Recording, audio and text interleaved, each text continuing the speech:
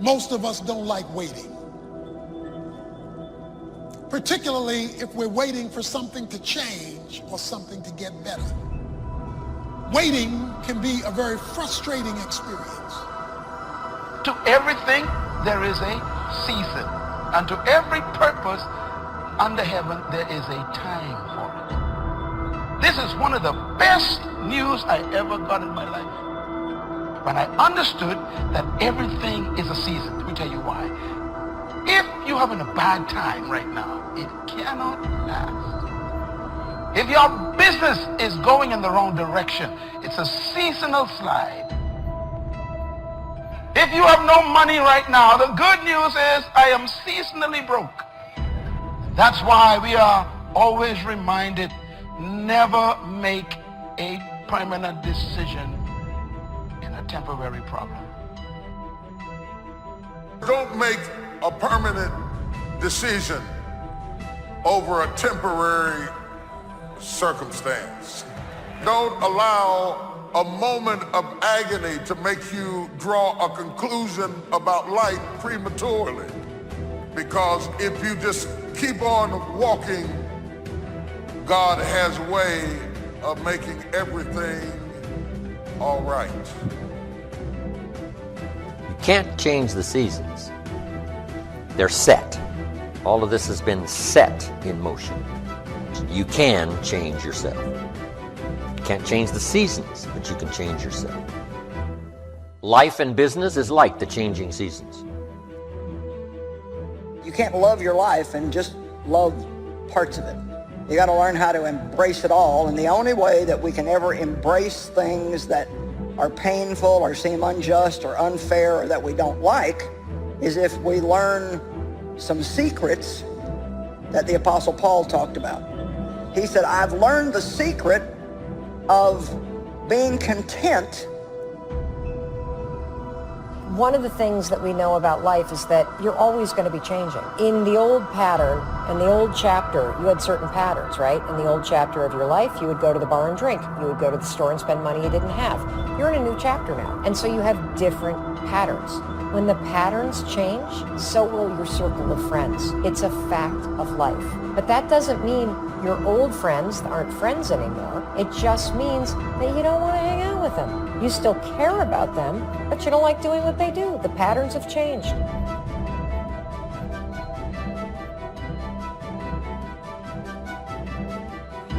If you're going to reach your destiny, you have to learn to kiss things goodbye. You're not going to understand everything that happens. Life may not turn out the way you thought. People may walk away. It's easy to get bitter, lose your passion. Kiss the person that walked away goodbye. Kiss the bitterness goodbye. Kiss the dream that didn't work out goodbye. God wouldn't have allowed it to happen if he didn't have something better in front of you. The hardest thing to do, the hardest thing to deal with, the hardest thing to put up with is transition. The thing we hate the most is transition. We hate it because it takes us out of our element. It takes us out of our comfort zone. You cannot control everything when you are in transition. It is what it is. It happens like it happens. I can't be pretty about it. I got to come out any way I can. I'm in transition.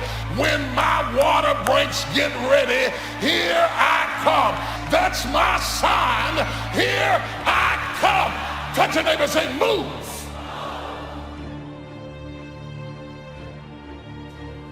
Don't neglect a new life if you've started a new life. Learn the good, evil. Summertime. Here's what you must not become: a victim of yourself. What is that insidious voice inside your own head that says, you're too short, it'll never work for you, you're too tall? And here's what you've got to do: cooperate with the positive side of your life and let faith drive out doubt. Let winning drive out losing. Let positive drive out negative. There's always seasons of waiting and seasons of harvest. There's seasons of testing and seasons of breakthrough. To everything there's a season and a time for every matter of purpose under heaven. A time to be born, a time to die. A time to plant, a time to pluck up what is planted. time to break down, a time to build up, a time to weep, a time to laugh, a time to mourn, and a time to dance. Anybody can criticize. Anybody can talk scandalously about you because of what you did or did not do. But they don't know your story. They don't know how many storms God has brought you through. I've learned how to ignore some foolishness. Come on, if you try to respond to everything that everybody got to say and accuse and every opinion that people got, that's all you will spend your time doing. But I've discovered that God has anointed you to do his will, and you do not have to waste your time responding to foolishness.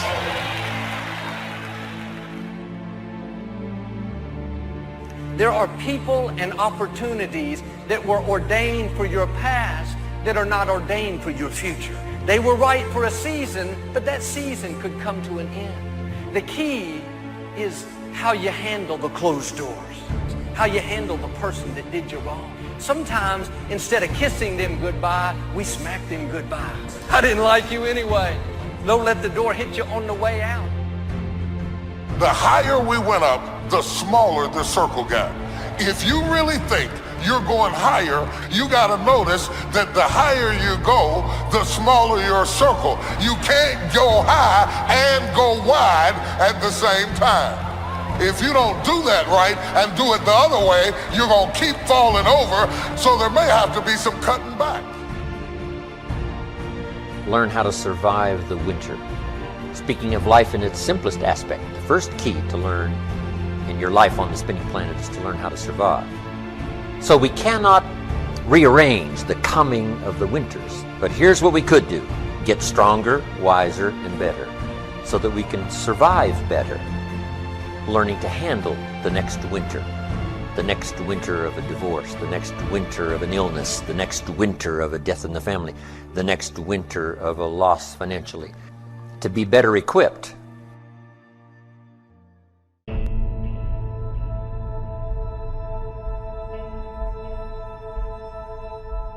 You got friends for a reason, you got friends for a season, and you have friends for a lifetime. As the patterns of my life change, so do the friends that I hang out with more frequently.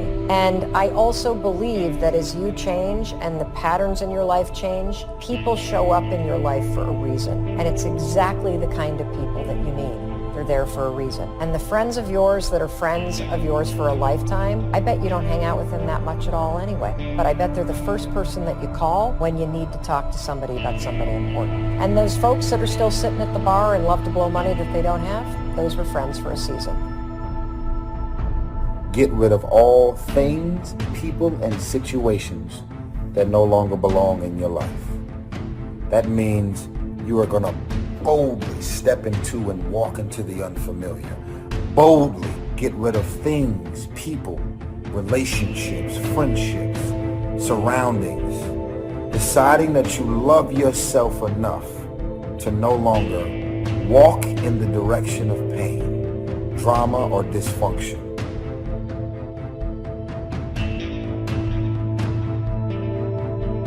The collection of ideas that turned your life around, the collection of ideas that caused you to learn extra skills. You got to have a good plan. You got to have a good health plan.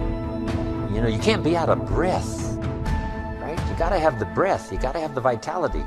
So you got to have a good health plan. You got to have a good financial plan. Learning to handle the passing of time. And that's what life is all about. Taking them on, finding solutions, executing, recording progress. You got to change how you see yourself. You got to quit seeing yourself as a failure. You got to quit seeing yourself as defeated.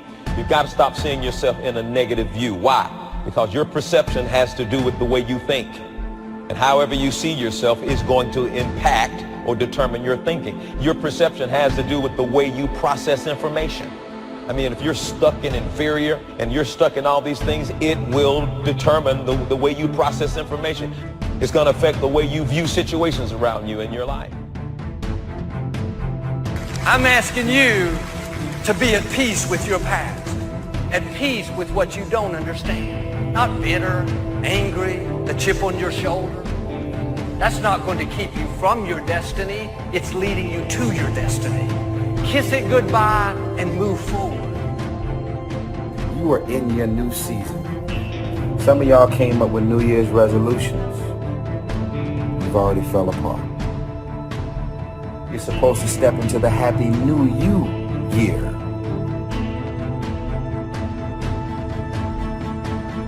So many of y'all are in spiritual chains. You're not even physically behind bars. You are spiritually behind bars.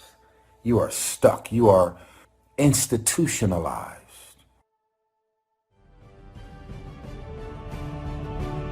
Here's what everybody has the opportunity to climb the ladder. Now first, all you need is what? A chance. But here's the greatest advantage, having the right philosophy. A change and a shift in philosophy here starts to change everything. Learn to work harder on yourself than you do on your job. If you work hard on your job, you can make a living, which is noble. If you work hard on yourself, you could make a fortune, which is exciting. If you have friends that make you wrong for changing your life for the better, that's their issue. It's not yours. I want you to be transformed out of the world. Transformed or changed from how you used to think, how you used to act. I want you to change yourself from the world to the Word. I want you to change yourself from those ideas that you got in the world and be ye transformed. How? By the renewing of your mind. If you're not prepared to go through some bloody stuff and some dirty stuff, you don't want to keep feeding on this kind of word, because it will open up your mind and open up your thinking and open up your concepts until all of a sudden you are uncomfortable in what you were once comfortable in.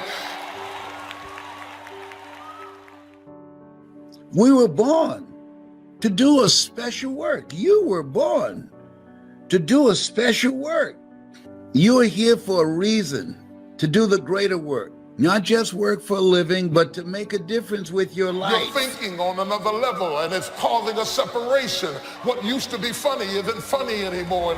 And what you used to be satisfied with, you're not satisfied with anymore. And all of a sudden, you don't fit in the places you used to fit in. And they think you're acting strange. And they say things like, you forgot where you came from. I didn't forget it. I just can't stay in it. So we've been talking about the power to change yourself. And ladies and gentlemen, you all have the power to change your life. Right now, you have the power to change. Say this out loud. I have the power to change my life now. Every time I climb up a little bit, I start this pattern where I sabotage, or I start to believe too much, or my relationships go sideways. You're falling into these patterns. There's massive power in beginning to understand that's not who you are. You are not your possessions. You are not your accomplishments. You are not what other people say you are. You are not what you look like. And guess what else you're not? You are not your patterns, but your life becomes a combination and a result of your patterns. The great thing about us is that we can change these patterns if we identify them. You got to weep with those that weep and laugh with those that laugh. You got to have this full understanding of the game. You got to understand the highs and the lows, the tragedy and the triumph. Just like in your mind, you got to stand guard at the door of your mind. Don't become a victim of yourself. Beware of the thief in your mind that's after your promise. And see if you can't engage in this mental contest and win the day. When you have a vision, all of a sudden, all of the pain in your life now begins to have a purpose, because you realize, I'm not there yet, I'm on the way, I'm gonna keep on believing, I'm gonna wait for it. Habakkuk says, write the vision down. Make it plain, make it clear, visualize it, see it, think about it, share about it. Why don't you kiss the self-pity goodbye? Being critical, sarcastic, that doesn't look good on anyone. Some people can wear designer clothes. They can have nice hair. They look great on the outside. The problem is none of that can cover up what's on the inside. If we would spend half as much time on the inside as we do the outside, we'd be much better off. And when you are frustrated with the people you love, the conflict is overwhelming. It's one thing to be angry at people you don't know, but when you are angry with people you're in covenant with, the confusion is overwhelming because one thing says love them and the other thing says I want to choke you. Success is something you attract by the person you become. Success is not something you pursue, chase, run after. Success is something you develop, something you become. You attract success. So the whole key to unlock all the treasures is by your own personal development. What you become is much more valuable than what you get. The major question to ask on the job is not what am I getting here. The major question to ask on the job is what am I becoming here. Everybody wears this public mask, or this social mask I call it, where it's who they want everybody to think they are. It's the best put version of themselves. And if you're not careful, you begin to compare your own real identity with other people's public mask. Don't compare yourself. Most of the people you see on social media, or even in your personal life, or even when you go to lunch with them or see them at work, they're wearing what I would call a public mask. And oftentimes what we do in life is we compare our real identity that we're working on and we're growing to their mask. Any comparison doesn't serve us. When you're in a disagreement with somebody, it's the mask they're wearing compared to the identity you have, and then you begin to run a pattern to respond to it. I'm not living in regrets, beating myself up. I'm putting an end to what's been passed down. I'm breaking the generational curse, and I'm starting the generational blessing. The life is about growth. You can either go back to your comfort zone, and there you won't find any growth, or you must be willing to go forward and face your fears again and again and again, because you're never going to have a fear-free existence. I mean, some fear is acceptable and legitimate. Being stopped by fear is the difference between having a fear and the fear having you.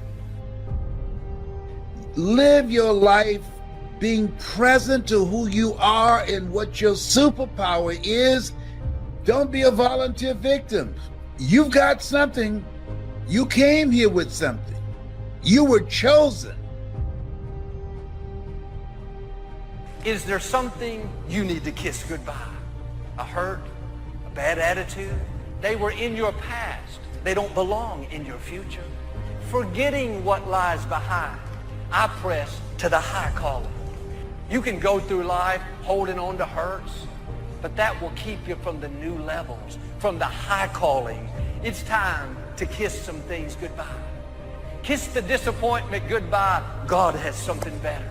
Kiss that failure goodbye. This is a new day.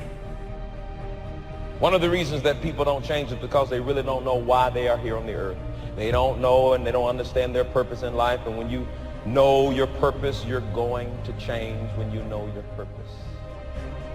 If your life and the people that you have in your life creates nightmares for your life, the nightmares that you're having while you're awake, you're witnessing nightmares.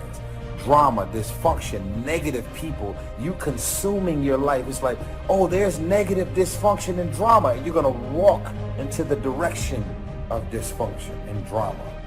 When you go to sleep at night, those nightmares are going to continue till you sleep because of what you're deciding to do while you're awake.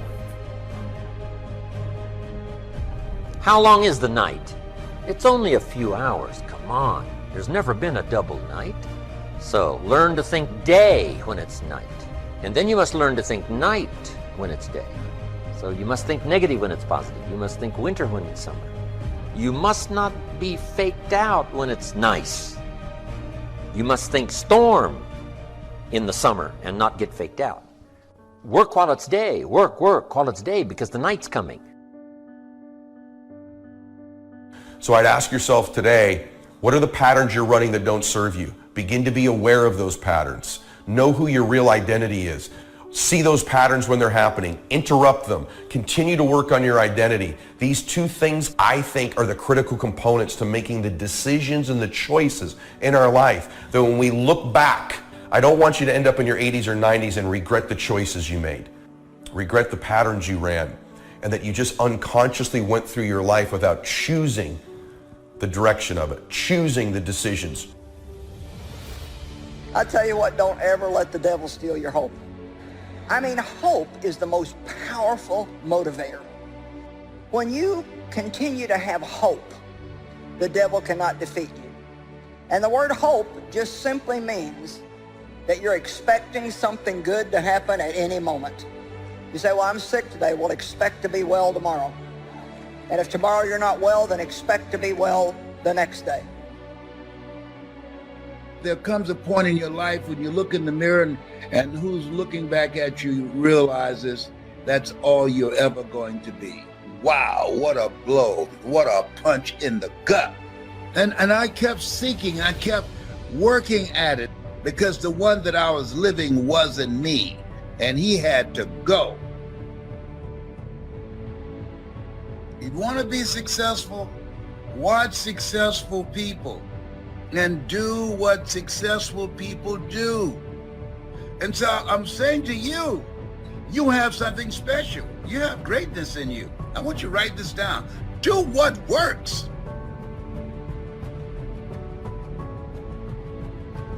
It will be hard because life is hard. That's what life is. These challenges that you face, they're going to do their best to take you down.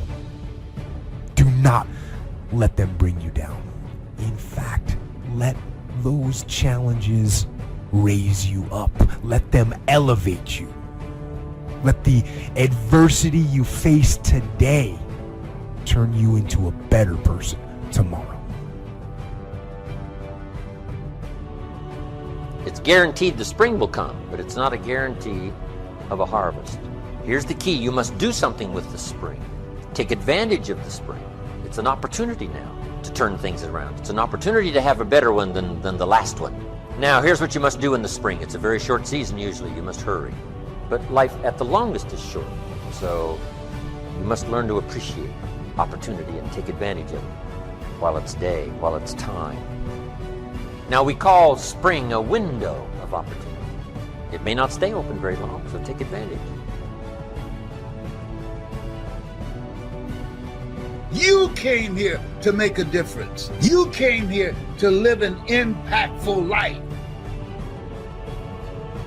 Even though you're going through the storm, you're not able to soar as high as you once did, God still gives you grace to run. Run.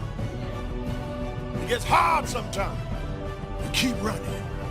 They talk bad about you out of your presence, but keep running. They don't want to see you get a breakthrough, but keep running. Run, don't get weary. Run, don't let them discourage you. Don't let the chickens and geese in your life change your ego mentality.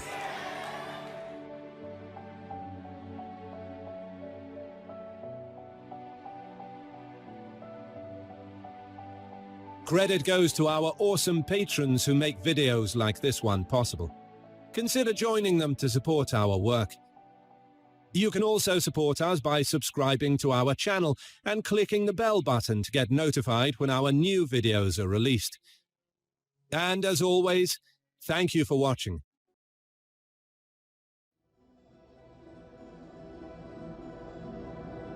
99% of people are not willing to do what it takes to make their dreams come true.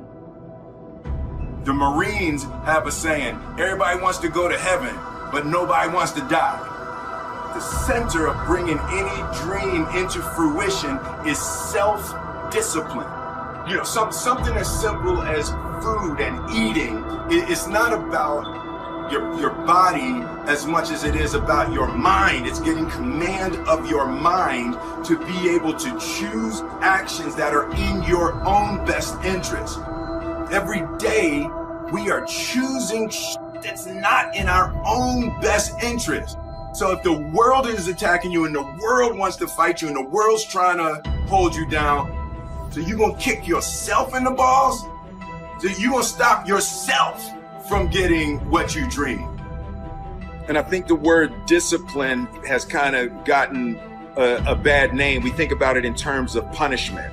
I'm not talking about discipline in that way. I'm talking about discipline in the sense that you forego immediate pleasure for the exchange of long-term self-respect.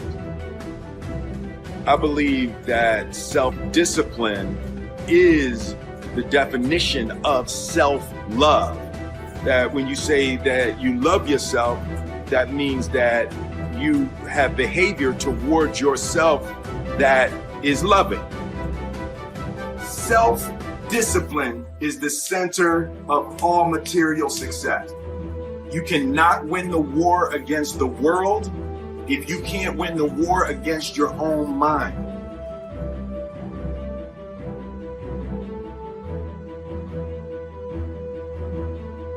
Your life is a physical manifestation of the conversation going on in your head. So if you said nothing but thought everything, your life is going to show up to make your thoughts true. So you have one job. You have one job in your life for you, to make what you think about life true so that you're not wrong. You don't want to walk around wrong. You want to be right about the life you see. So you're going to work hard to produce the life that you talk about in your mind. Whether that life is no one loves me, I'm all alone. You can be in a group of people and you will think, I'm so alone. And you will feel alone, and things will show up to co-sign your loneliness just because you're looking for that. And so if you start with, I'm going to say the mind, like the mind is that thing. The mind is the core engine. It starts all things. It shuts all things down. When I start thinking something different, I'm like, hold on, stop. I want to think something. I shut down that behavior. I shut down that outcome. When I birth something, I birth it in my mind. I focus on my mind. I see myself there in my mind. Before I got on with you, I was doing guided visualizations. I'm recording them. So people, and I mean, they're juicy. And I'm saying, see yourself here. Because if you can see it, and then the key is evoke the emotion as if you were there. Yep. Right? And that's why people who are sad all the time are sad, because they're thinking of things that make them sad. And then the emotion follows the thoughts. So I'm going to say everything starts with your thought, Lewis. But let me just say this. When you speak your future into the world. You speak your future. Whatever you say, whatever falls off your tongue, when you say I am, right? The unconscious mind says, and you are so. Whatever comes on the other side of that. And so you ask me a hard question, which one is most important? It starts with the thought. I think the thought is that's where everything originates. And then you add a whole lot of turbo boost to it with your tongue. Self-love is when you say to yourself, oh, man, look, I know you and that girl got a real connection. I know y'all vibe, but that's your girl's cousin. So I love you too much to let you do that. It's like you say to yourself, hey man, look, I know you want to eat that pizza and it'll be really good, but I can't let you eat that, man, because if you eat that pizza, you're going to feel like and I love you too much to let you eat that. Self-love is, hey, look, I know you got a test on Monday, and I know you really want to go out with your friends. It's Saturday night, you want to go out, but if you fail that test, you're not going to feel good about yourself. I love you too much to let you go out tonight. Self-discipline is self-love. If you want to be happy, you have to love yourself, which means you have to discipline your behavior. The road to sustained happiness is through disciplining your behavior. We tend to base our self-esteem on what other people think. And that's not really self-esteem. Self-esteem is supposed to be how we feel about ourselves. And I was just saying how dangerous it is to allow other people to determine how you're going to feel about you. And it's kind of like looking into a broken mirror. You're going to look in a broken mirror and then change your face to try to look good in this defiled, busted, broken mirror. And it just, other people's opinions is a really way to determine how we feel about ourselves.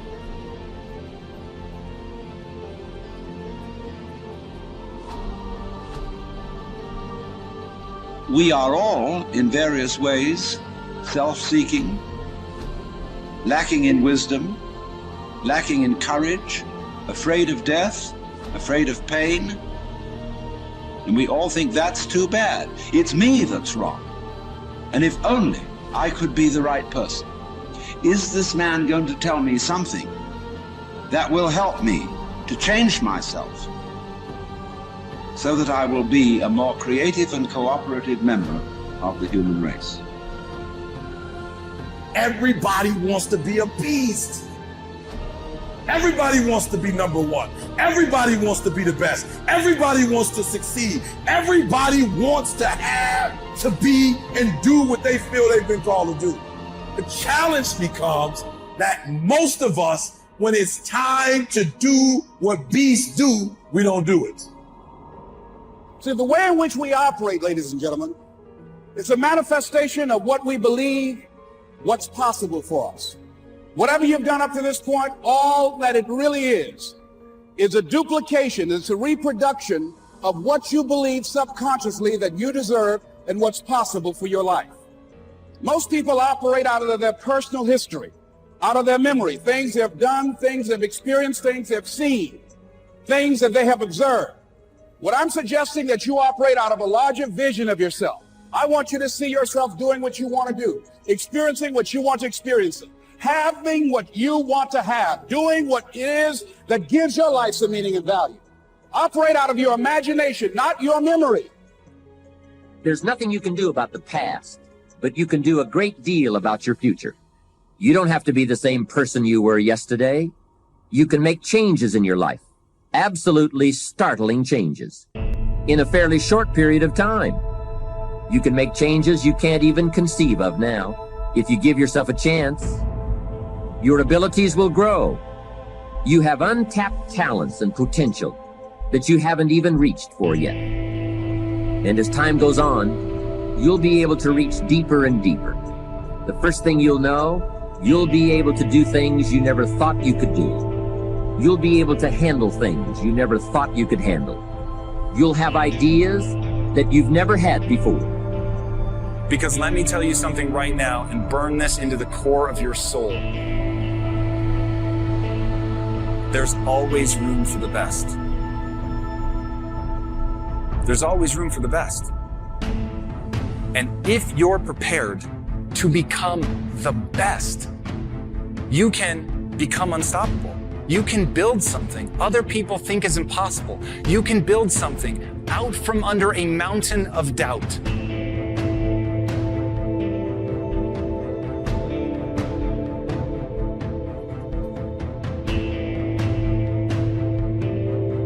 It don't matter whose fault it is that something is broken if it's your responsibility to fix it. For example, it's not somebody's fault if their father was an abusive alcoholic, but it's for damn sure their responsibility to figure out how they're going to deal with those traumas and try to make a life out of it. It's not your fault if your partner cheated and ruined your marriage, but it is for damn sure your responsibility to figure out how to take that pain and how to overcome that and build a happy life for yourself.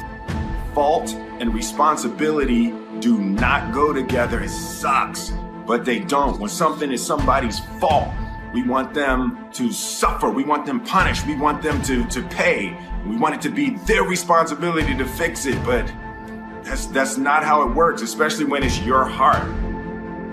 Your heart, your life, your happiness is your responsibility and your responsibility alone. As long as we're pointing the finger and stuck in whose fault something is, we're jammed and trapped into victim mode. When you're in victim mode, you're stuck in suffering. The road to power is in taking responsibility. Your heart, your life, your happiness is your responsibility and your responsibility alone. You can make a person smile, you can make a person feel good, you can make a person laugh, but whether or not a person is happy is deeply and totally and utterly out of your control.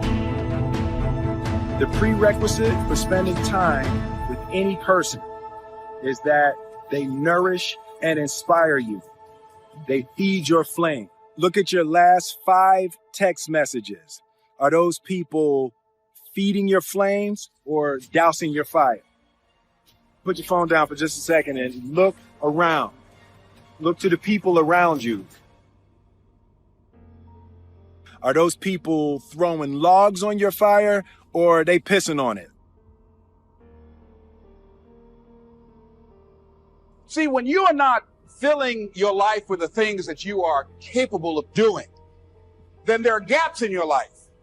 And what we do when we're not living out our true identity, we begin to fill the gaps. We fill the holes with garbage, alcohol, drugs, worry, self-destructive behavior. So when you begin to look at your life and you know that you're not doing what you can do because you have allowed yourself to be held captive by your fears. Now, when you don't have a true appreciation and acceptance for who you are, and you allow yourself to be immobilized by fear, what happens in the process is that you begin to abuse yourself. You begin to sabotage your life, you begin to sabotage your dreams, you begin to unconsciously work against yourself. You become your own worst enemy. So what do you do about that? I need a mission. We all need a mission. That's what life should be, is a mission. That's what gives your life purpose and focus and drive and ultimately satisfaction. There's things that you know you're supposed to do as a human being, things that you know are going to improve your life. Do those things. There's things that you know are going to make you a worse person and make your life worse. Don't do those things. And sometimes people ask me what to do if they don't know what their mission is or what their mission should be. And I tell them, if they're in that situation, to go help someone. Go help someone else. Make that your mission, because that will make you better and it'll make the world better. And eventually from that, you'll see what your mission is. Well, you begin to realize that your dream and your gifts have so much meaning and so much value for you, till your hunger for them will give you a special drive. As you work on yourself, as you begin to acknowledge your true identity, the true power that you have, the true capacity you have to bring about change, the miracle working power that you have within yourself to do the things that you want to do. You only live once, so do what you feel passionate about.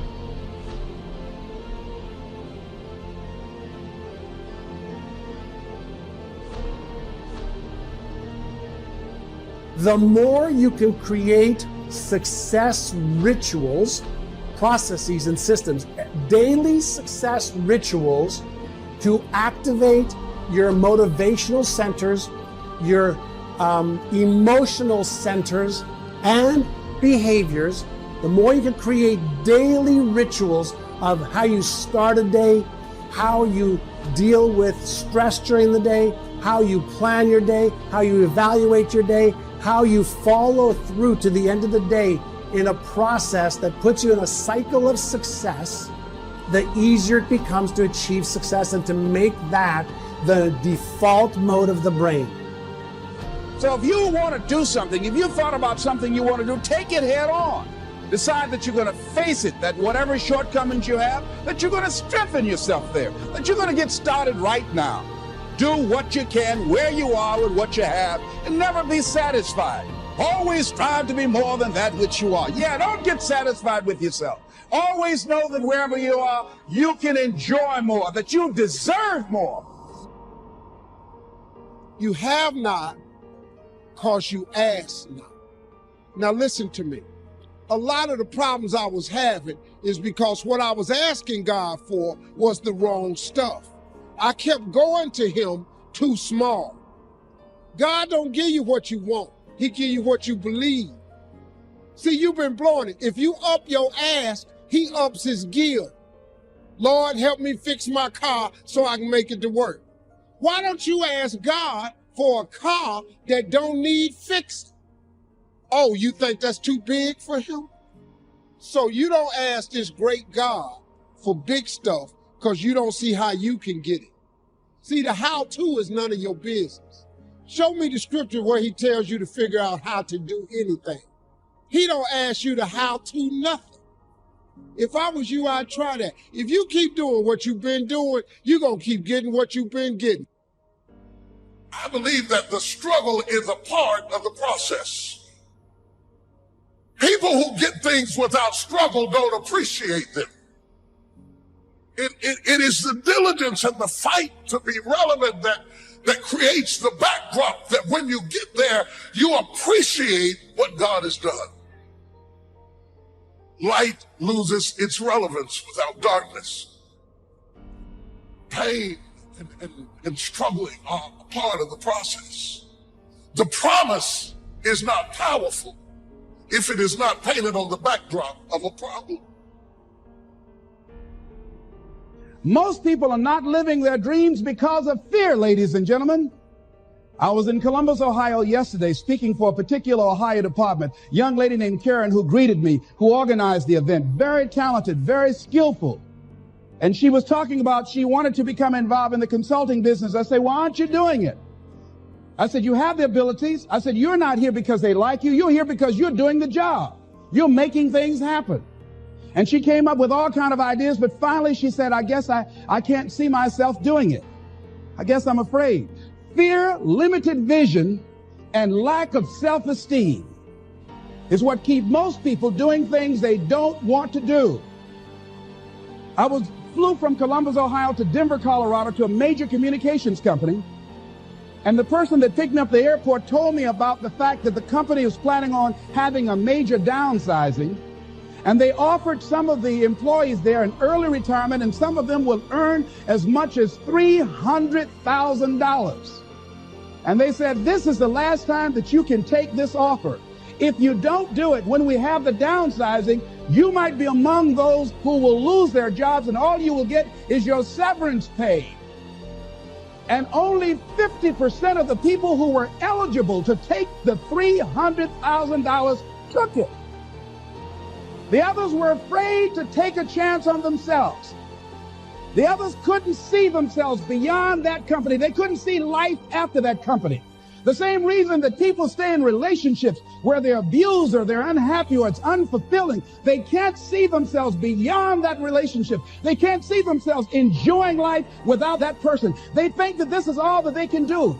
The same reason that people get stuck at a certain level in life. They can't see things being better for them. And they think that this is it and this is all they deserve. This is all they've ever seen. It's been passed on to them. And they think that this is it for them. Oh no. Everyone experiences extreme stress at some point in their life. I don't care who we are. Something happens outside our control and it hits our life and it knocks us on our tail. It might be a health stress. It could be something with your family. It could be economic, career. It could be something emotional that happened, biochemical. There's so many things. It could be an environmental situation that had nothing to do with you. Every one of us in our lifetime are experiencing extreme stress these days because of the economy and the way we respond to it. The majority of people are experiencing some form of extreme stress. least according to polls. Stress doesn't come from the facts. Stress comes from the meaning that we give to things. Yes, those things have happened. But the real question is, if we fight what's happened, we've got a problem. We've got to decide, what are we going to do with what's happened in our life? How are we going to take this? How are we going to mold this? How are we going to turn our life around? Because when you come up with a new meaning, you get a new life. We're going to take a look at something from a different perspective. We're going to ask you this question. What is the single force that controls the quality of your life? If there was one gift our Creator has given us, or the universe, whatever you believe, what is it? What is the one power that you have right now in this moment that can change everything? You have it, I have it, we all have it. This one singular individual power that can change anything in our life, regardless of what's happened to us. And I know you know the answer. The answer is the power of choice. The one thing we have in this world is we can't control the events, but we can choose what to focus on, we can choose what things mean, and we can choose what to do. Those three choices, those three decisions really control our life. It's not so much the conditions of our life that control our destiny as much as the decisions of our life. Try for a second to think about something. Think about your life and just think about, are there a few decisions? If I were to ask you 2 decisions you've made in your life, you know, that if you would have made a different decision, you would have a totally different life. I mean, it may be a life may have been better or may have been worse, I don't know, but you would have a different life. I'm not asking you to buy into the fact that you should have known the answers. I just want you to see the power of a decision. How is your life better today because of a decision you made? Here is something else exciting. It's possible for people of modest means to start a wealth plan. You don't have to be wealthy to have a wealth plan. You don't even have to be healthy to start a health plan. All you have to be is smart enough to say, hey, I've got the wrong plan, and I'm going to get around someone who has a better plan and make it my plan. So, find some successful people to help you fill out your success plan. Find somebody healthy to get your better health plan going. Find somebody living a unique lifestyle to develop your lifestyle plan. This is called association on purpose, getting around the right people by expanding your circle of influence. I have a really unique friend. I'm always trying to find more ways to spend more time with him. He's the big game hunter, millionaire, businessman, traveler, and in my opinion, one of the world's great philosophers. He has 2 special gifts among many that make it worth all the time I can possibly spend with him. And those gifts are, 1, the ability to absorb, the ability to soak up a day and all of its events. His memory is uncanny. I swear he remembers in detail almost every day of his life and every book he's read. I think it is more exciting for him to go to Spain and come back and tell you about it than it is to go yourself. And the reason is, when he's there, he doesn't miss anything. He picks up the sounds and the colors, the experiences and the happenings. He absorbs like a sponge the sight, the people, the whole scene. Then he has this second unique gift, the gift of expression. He can put all he saw and touched and felt into words, exciting words. When he talks, you can feel the water lapping on your feet. You can see the color. You can smell the aroma of the flowers and the food. What great gifts to absorb and to express. If I spend a day with him, I get my time's worth. He can put a year into a day's conversation. It leaves you spellbound. He can read a book and with flawless detail give you a capsule version. And more often than not, make it more exciting than if you read the book yourself. From Shakespeare to the Beatles, from Africa to Beverly Hills, he's got it, recorded it, and can express it with spirit and precision. You can imagine what a valuable association this is for me.